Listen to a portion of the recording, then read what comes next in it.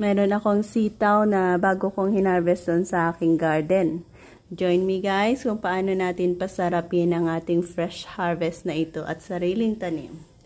Meron din tayong isang slice ng baboy, 4 na pirasong kamatis, onion, garlic at meron akong bagoong na shrimp.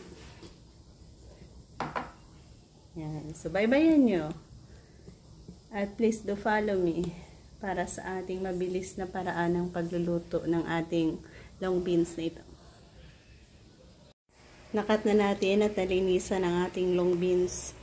So ang ating karne ng baboy, konti lang onion, garlic at kamatis. So join me guys. Maglagay tayo ng cooking oil.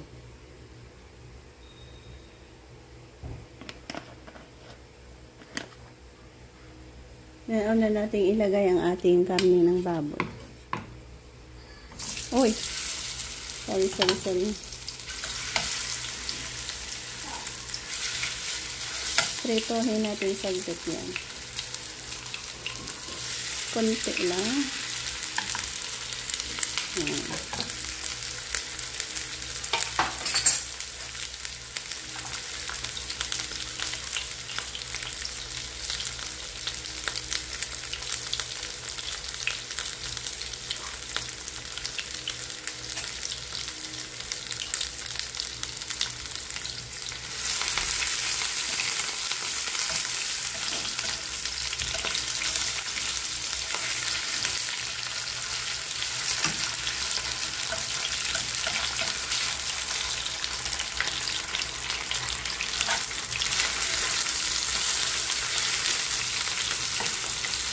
Oh my God.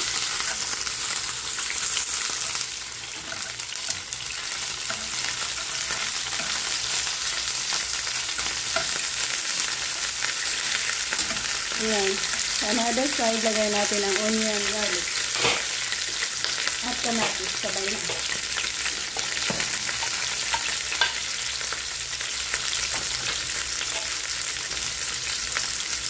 Ayan, cover.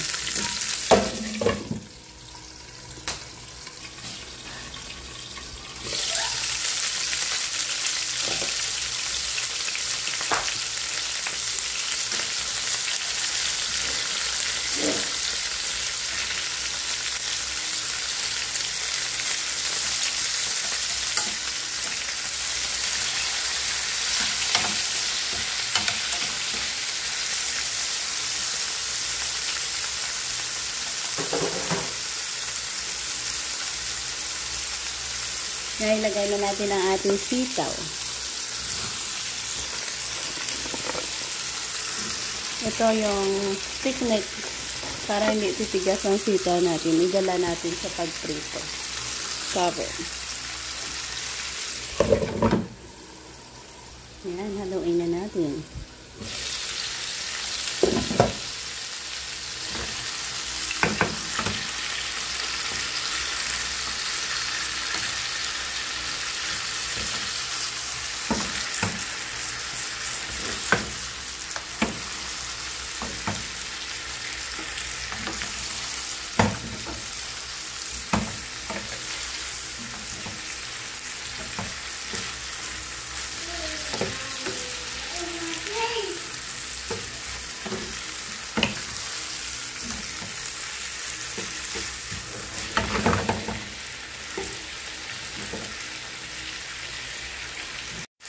So, meron akong ilalagay na, ayan, meron akong bagoong, naginisa na yan. So, naglagay tayo dyan ng 1 kutsara.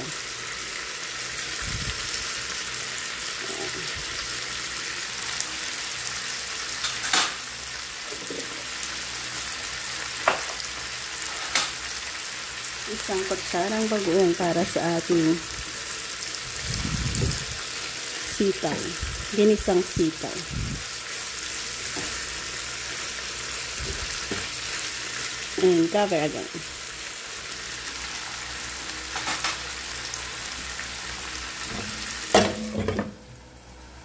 Lagyan natin ng konting asukal.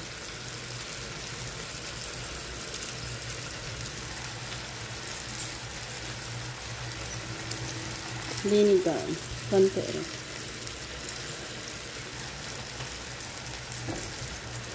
At konting soy sauce. Dahil sa maalat na rin ang ating bagoong. Konti lang. Yan, continue.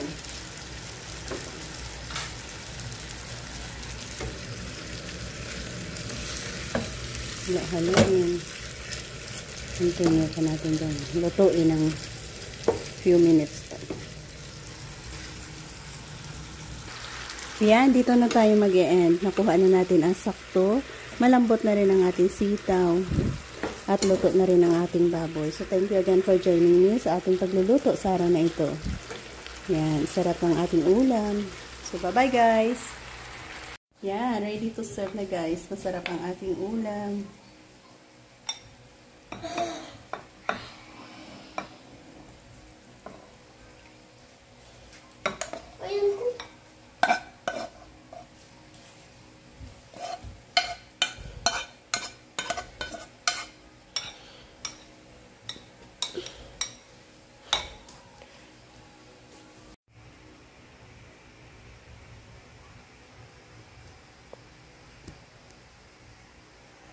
Ayan guys, at ready na kaming kakain.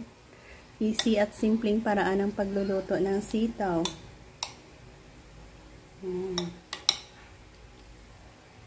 Na may bagoong. Sitaw na may bagoong at baboy. Sarap ulam.